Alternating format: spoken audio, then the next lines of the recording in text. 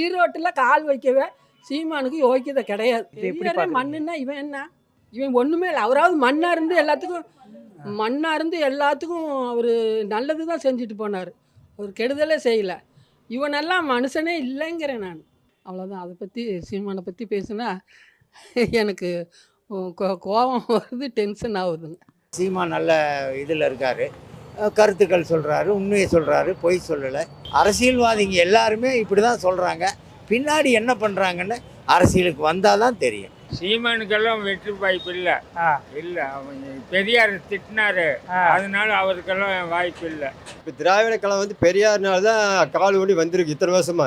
ஒரு சர்வசாதாரண ஏழையை கூட ஜாதி பேதம் இல்லை அப்படின்னு பேசி தமிழை வளர்க்கணுன்னு அறுபாடு பட்டார். அவரையே இந்த அளவு கேவலமாக பேசுகிறாரு. அவரை பற்றி நாங்கள் என்ன சொல்கிறதுன்னு தெரியல. ஒரு கட்டத்தில் அவர் பெரியாரை வச்சே பேசினார், நல்லவர் அது இதுன்னு பேசினார், அவரோட கொள்கையெல்லாம் பேசினார். ஆனால் இப்போ அவர் ஆப்போசிட்டாக பேசுகிறாரு. அதனாலே அவருக்கு மேக்ஸிமம் நெகட்டிவ் இருக்குங்க. நல்ல பேச்சாளர், அவ்வளோதான். அரசியலுக்கு அவசரம் எல்லாம் ஒத்து வராது. அவர் கடுமையான சொற்களை அவர் ஏற்படுத்தினார் அப்படின்னு சொன்னால் அது அவரோட அபிப்பிராயத்தை பொறுத்து அவர் சொல்கிறாரே ஒழிய மற்ற யாரையும் கண்டித்து அவர் சொல்கிறதல்ல. சீமானுக்கு பெரியார் பிடிக்கல, அதனால் அவர் பண்ணுறாரு. படித்தறிவு உள்ளவர்கள் கண்டிப்பாக ஏற்றுக்கொள்வார்கள். பெரியார் மண்ணுன்னா சொல்கிறதுக்கு வாய்ப்பே கிடையாது. இது கவர்மெண்ட்டோட மண்ணு தான். பிறந்ததுனால அவர் சில சீர்திருத்தங்கள் செஞ்சாங்கன்றதுனால பெரியார் மண்ணுன்னு இவ்வளோ நாள் சொல்லிட்டு இருந்தாங்க. ஆனால் இப்போ அதெல்லாம் போட்டு உடைச்சிட்டாரு. ஈரோடு இடைத்தேர்தலில் யாருக்கு வெற்றி வாய்ப்பு அதிகமாக இருக்குது? திமுக ஜெயிக்கும், அது ஆளுங்கட்சி ஜெயிக்கிறதுக்கு வாய்ப்பு இருக்குது, அதுதான் ஜெயிக்கும். ரெண்டாவது இப்போ அடுத்தது சீமான் நல்ல இதில் இருக்கார், கருத்துக்கள் சொல்கிறாரு, உண்மையை சொல்கிறாரு, பொய் சொல்லலை. இன்னும் நிறையா விஷயங்கள் இருக்குது.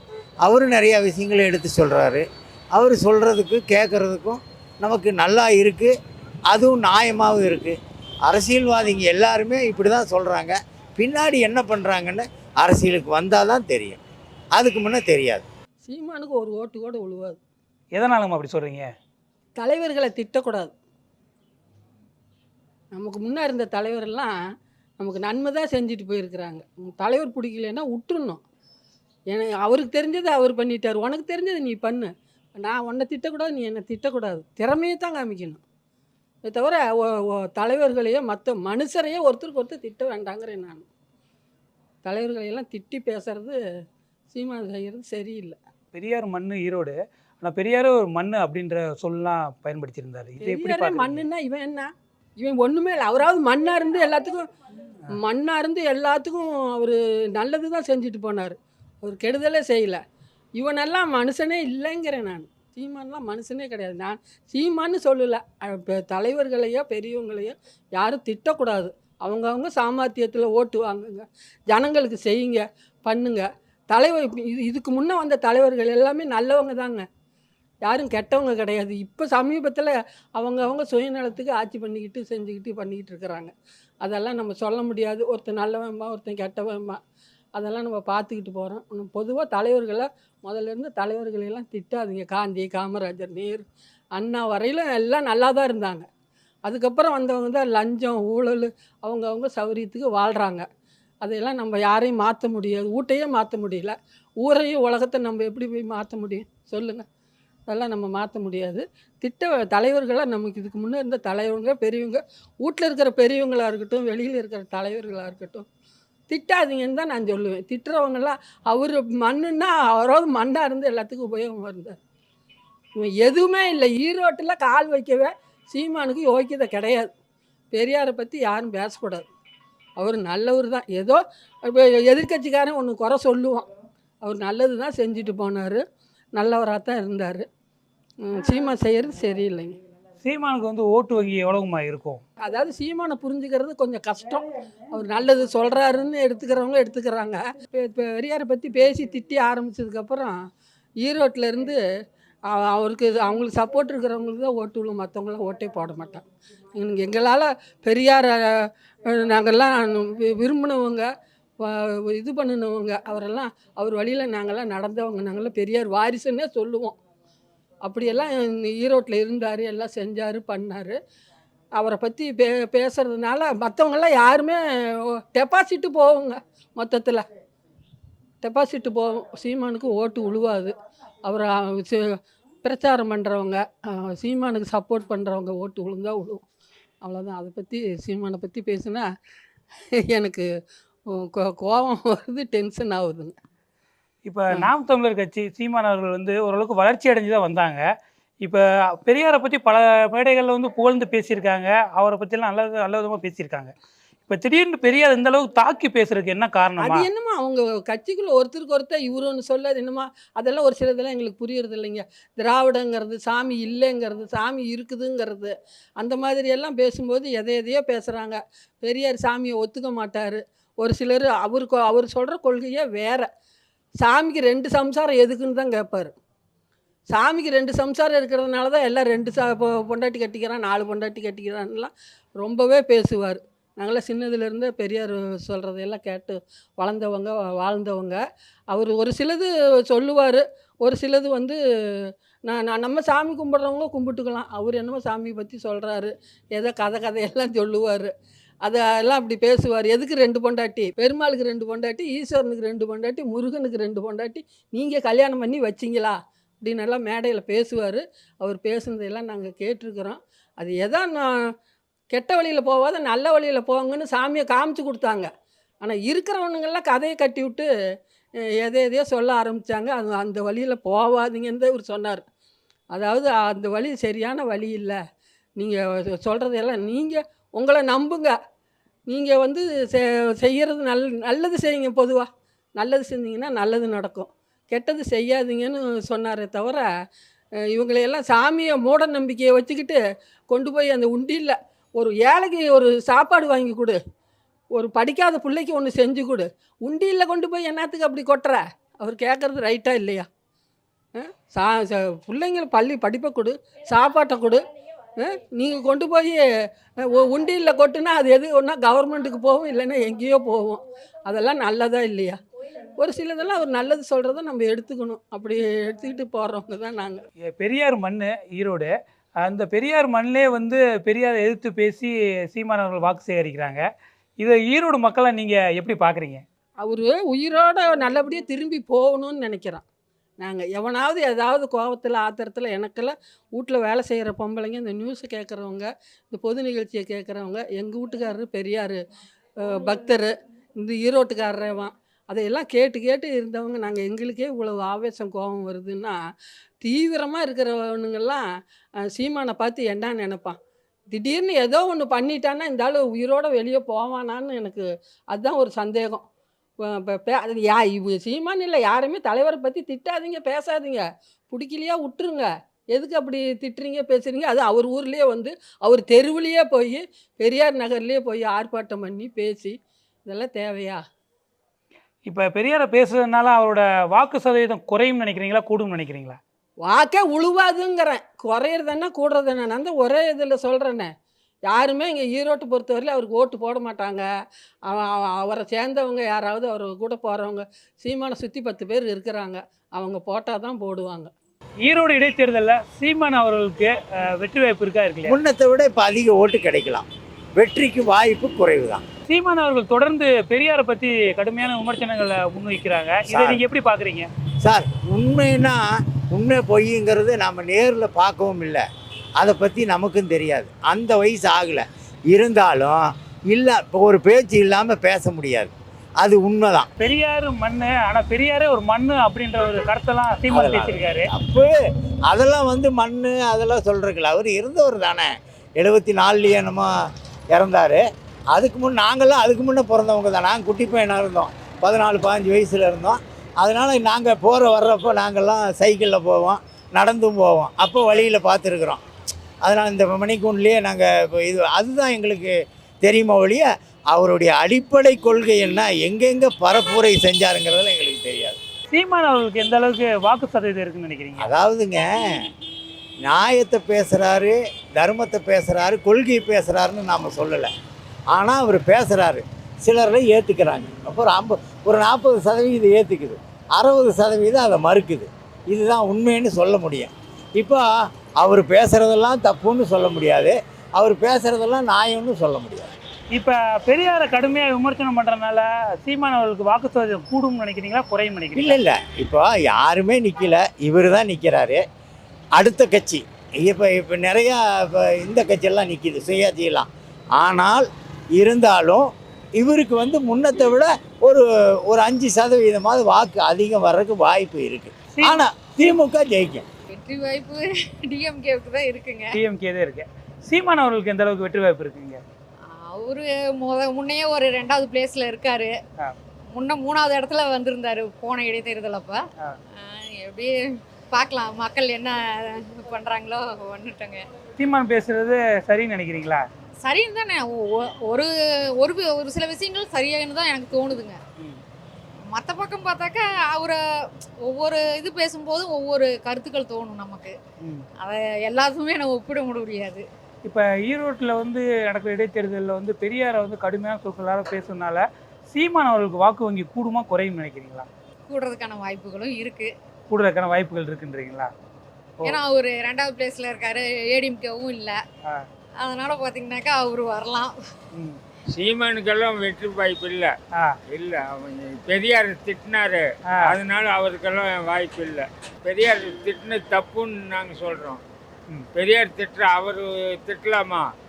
அவர் சீமானுக்கெல்லாம் வாய்ஸ் இல்லை, ஓட்டும் போட மாட்டோம். பெரியார் திட்டினதுனால போட மாட்டோம், சூரியனுக்கு தான் போடுவோம். பெரியார் திட்டுறதுக்காகவே அவரை புறக்கணிக்கிறீங்களா? அதனால தான் புறக்கணிக்கிறோம். பெரியார் எப்போ திட்டினாரோ ஈரோட்டில் போடுவாங்களாங்க ஓட்டு அவர் மண்ணில். ஆனால் வெற்றி வாய்ப்பு இந்த தடவை வந்து ஆப்போசிட் எதுவும் கிடையாது. ஆளுங்கட்சி தான் வெற்றி வாய்ப்பு இருக்குது. இப்போ சீமான் அவர்கள் வந்து ஈரோடு கிழக்கு தொகுதியில் நிற்கிறாங்க. சரிங்க. அவங்களுக்கு எந்த அளவுக்கு வெற்றி வாய்ப்பு இருக்குன்னு நினைக்கிறீங்க? அவங்க ஓட்டு வாங்குவாங்க, பெரியார் இதனால கொஞ்சம் பின்னாடியும் ஏற்படும்னு நினைக்கிறேன்.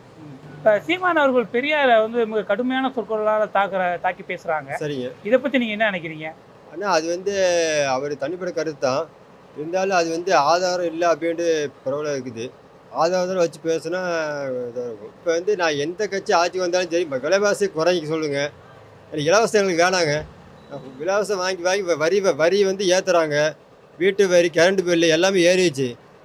எந்த எந்த எந்த அரசாங்கம் ஆட்சிக்கு வந்தாலும் இன்னும் வந்து மக்கள் வந்து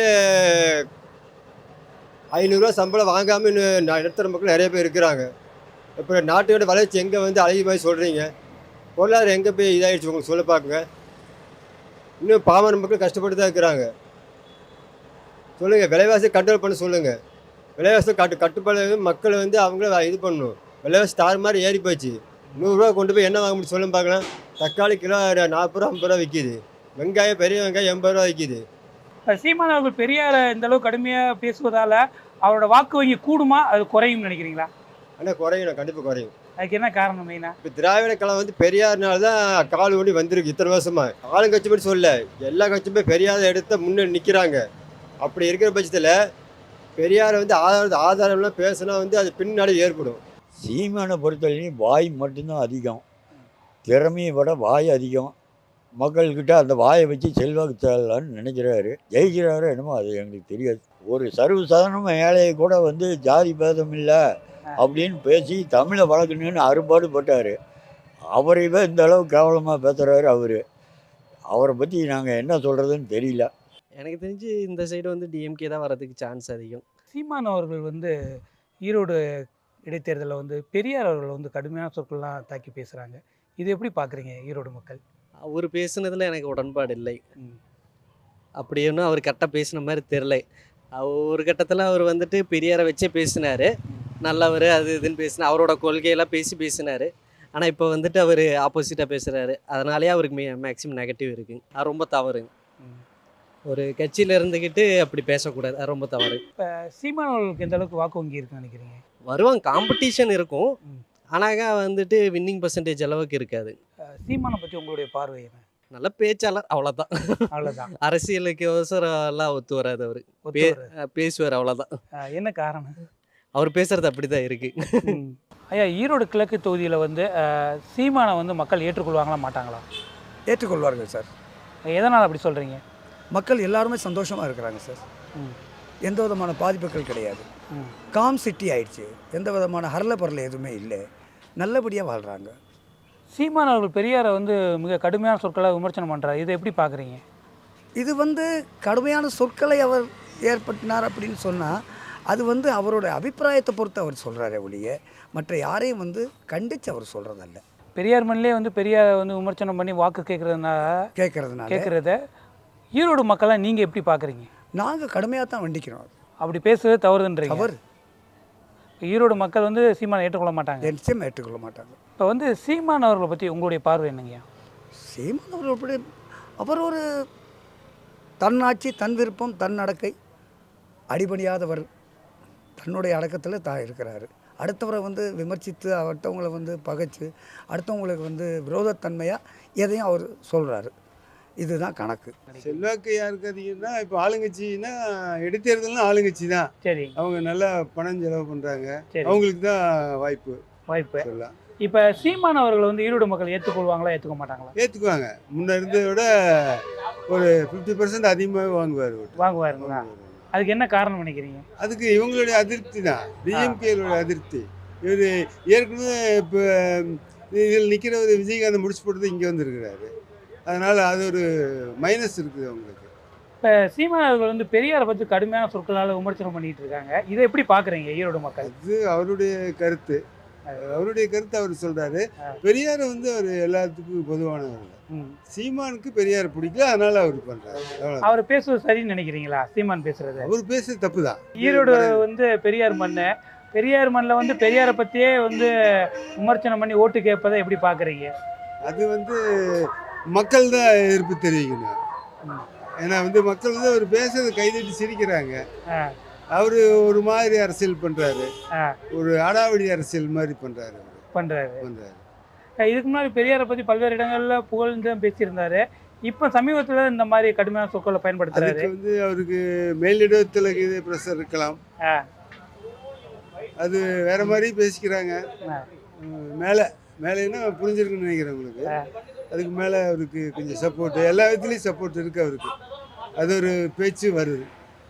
அந்த தைரியத்தில் தான் அவர் ஆடுறாரு. ஏன்னா ஸ்டாலின் எதிர்க்கிறாரு, பெரியார் எதிர்க்கிறாருன்னா அவருக்கு மேலே ஒரு சக்தி, அவருக்கு உந்துதல் இருக்குதில்ல, அதனால் அவர் பேசுகிறாரு. இப்போ சீமான் அவர்களுக்கு எந்த அளவுக்கு வாக்கு சதவீதம் இருக்குங்க ஈரோட்டில்?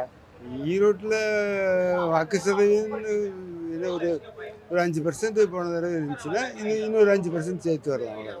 சீமான் அவர்களுக்கு எந்த அளவுக்கு வெற்றி வாய்ப்பு இருக்குது ஈரோட்டில்? வெற்றி வாய்ப்பு சுத்தமாக இல்லை. ஏன்னா முன்னாடி பிரசாதத்தில் ஒரு மாதிரி பேசுறாரு. இப்போ புது ஆள் எதிர்த்து வர அவங்க பற்றி இப்போ முதல்ல ஒன்று பேசுறது, இப்போ ஒன்று பேசுறது, மாற்றி பேசுறது. இதுலேயே எப்படி இருக்கான்னா அவர் கொள்கையும் அவர் ஆட்சிக்கு வந்தானா அதே மாதிரி தான் மாறி இருக்கு. பெரியாரை பற்றி கடுமையாக விமர்சனம் பண்ணுறாரு சீமான் அவர்கள். இதை எப்படி பார்க்குறீங்க நீங்கள்? பேசணுங்கிறதுக்காக பேசுறாரு, அவ்வளோதான், வேற ஒன்றும் இல்லை. கோவத்தில் என்ன வருதோ அதை பேசி விடுறது. வார்த்தைகள் அப்படி தான் இருக்கும். முத்துலட்சுமியை பற்றி தப்பாக பேசினாரு முதல்ல. இப்போ பெரியாரை பற்றி, தலைவர்கள் பற்றி அவங்க பூர்வக்குடி மாதிரி அவங்க பற்றி பேசிக்கிறது, அவ்வளோதான். இப்போ ஈரோடு வந்து பெரியார் மண். இப்போ பெரியார் மண்ணில் நடக்கிற இடைத்தேர்தலில் வந்து பெரியாரே கடுமையாக விமர்சனம் பண்ணி வாக்கு கேட்குறாரு சீமான் அவர்கள். அவரை வந்து ஏற்றுக்கொள்வாங்களா ஈரோடு மக்கள்? ஈரோடு மக்களுக்கு தெரியும் அவங்க என்ன பண்ணணும். இப்போ பெரியார் பற்றி பேசுறதுனால சீமான் அவர்களுக்கு வாக்கு சதவீதம் அதிகரிக்குமா இல்லை குறையுமா? வாக்கு சதவீதமே இருக்காது. அதுக்கு என்ன காரணம்? காரணம் இது ஈரோடு, அவ்வளோ. ஆனால் இப்போ ஈரோடு கிழக்கு இடைத்தேர்தலில் வந்து யாருக்கு வெற்றி வாய்ப்பு அதிகமாக இருக்குன்னு? யார் அதிகமாக பணம் செலவு பண்ணுறாங்களோ அவங்களுக்கு இருக்குது. சீமான் அவர்கள் வந்து ஈரோடு மக்கள் ஏற்றுக்கொள்வாங்களா மாட்டாங்களா? படித்த அறிவு உள்ளவர்கள் கண்டிப்பாக ஏற்றுக்கொள்வார்கள். ஆமாம், அவர் சொல்கிறது எல்லாமே புத்தகத்தில் இருக்குதுன்னு உண்மையாக தானே சொல்கிறாரு. அப்போ அந்த உண்மையை வந்து மூடி மறைச்சிருக்காங்க. இத்தனை நாள் வரைக்கும் நமக்கு தெரியாமல் இருந்திருக்கு. அவர் போட்டு உடைச்சிட்டார், அவ்வளோதான். சீமான் அவர்கள் வந்து பெரியாரை கடுமையாக விமர்சனம் பண்ணி பேசிட்டு வர்றாங்க. இதை எப்படி பார்க்குறீங்க நீ ஈரோடு மக்களா? அவர் வந்து ஒரு கூற்றை தான் எடுத்து வெளியே வச்சார். இதை வந்து ஊதாகாரமாக வெடிக்க வச்சுட்டாங்க. இலைமறைவு காய்மறைவாக இருந்ததை வந்து இன்றைக்கி வந்து பொதுப்படையாக இதுதானா அப்படின்ற அளவுக்கு தெரிய வச்சுட்டார், அவ்வளோதான். இப்போ பெரியார் மண்ணிலே வந்து பெரியாரை விமர்சனம் பண்ணி ஓட்டு கேட்கறத மக்கள் ஏற்றுக்கொள்வாங்களா? அப்படி கிடையாதுங்க. பெரியார் மண்ணுன்றா சொல்கிறதுக்கு வாய்ப்பே கிடையாது. இது வந்து கவர்மெண்ட்டோட மண்ணு தான். பிறந்ததுனால அவர் சில சீர்திருத்தங்கள் செஞ்சாங்கன்றதுனால பெரியார் மண்ணுன்னு இவ்வளோ நாள் சொல்லிகிட்டு இருந்தாங்க. ஆனால் இப்போ அதெல்லாம் வந்து போட்டு உடைச்சிட்டாரு. இதெல்லாம் பெரியார் மண்ணுன்னா சொல்கிறதுக்கு வாய்ப்பே இல்லை. அதுக்கு மேலே கொங்கு மண்ணுன்னு சொன்னீங்கன்னா கரெக்டாக இருக்கும். சீமான் அவர்களுக்கு வந்து இங்கே எந்த அளவுக்கு வாக்கு சதவீதம் இருக்குன்னு நினைக்கிறீங்க? அவரை புரிஞ்சிக்கிறவங்க கண்டிப்பாக அவங்கள வரவேற்பாங்க, அவ்வளோதானே தவிர இது வந்து பணப்பட்டுவாடா, இதை வந்து சும்மா இருக்கா சங்க ஊதிக்கிறதான ஆண்டிங்கிற மாதிரி சும்மா இருக்கிறவங்களுக்கெல்லாம் இந்தாப்பா உங்களுக்கு வந்து இடைத்தேர்தல்வா வெறும் தேர்தல் வந்தாலும் உங்களுக்கு வருமானம் வருதுன்னு சொல்லி காமிச்சு கொடுத்துட்டாங்க. இனி மக்கள் வந்து அதை டேஸ்ட்டை புரிஞ்சுக்கிட்டதுனால சரி ஏதோ சும்மா இருக்கிறதுக்கு நமக்கு ஒரு வருமானம் வருதுன்னு நினச்சி அவங்க செயல்படுத்துகிறாங்க, அவ்வளோதான். சீமான் அவர்கள் வந்து பெரியார் இதுக்கு முன்னாடி மேடைகளில் வந்து உயர்வாக தான் பேசியிருந்தாங்க. இப்போ சில நாட்களாக இந்த அளவுக்கு கடுமையாக தாக்கி பேசுகிறாரு. அவர் தான் சொல்கிறாரு, இவ்வளோ நாள் நான் வந்து தெரியாமல் செஞ்சுக்கிட்டேன், அதை இப்போ ஃபுல்லாக படித்து முடித்த பிறகு தான் தெரியுது அவர் யார் என்னன்றது. இப்போ ஈரோட்டில் பெரியாரை கடுமையாக பேசி வாக்கு சேவிக்கிறதுனால சீமான் அவருக்கு வாக்கு வகை கூடுமா குறையும் நினைக்கிறீங்களா? அவர் வாங்கின வாக்கு சதவீதம் இன்னும் கொஞ்சம் இன்க்ரீஸாக ஆகுமே தவிர குறையிறதுக்கு வாய்ப்பு இல்லை. ஏன்னா இன்றைக்கி இருக்கிற 2Kலாம் வந்துங்க அப் டு டேட் இது வந்து பார்த்துக்கிட்டே இருக்கிறாங்க. எது உண்மை எது பொய் அப்படிங்கிறத வந்து ரொம்ப கிளியராக வாட்ச் பண்ணிகிட்டு இருக்கிறாங்க. அவங்கள வந்து படிப்பறிவு இல்லாத மக்களை வந்து வேணால் நம்ம ஏமாற்றலாம். இன்றைக்கி இருக்கிற மக்கள்லாம் வந்து அப்டேட்டு வந்து வாட்ஸ்அப்பில் யூடியூப்பில் சூப்பராக பார்த்துக்கிட்டு இருக்கிறாங்க, எது உண்மை எது பொய் அப்படின்னு.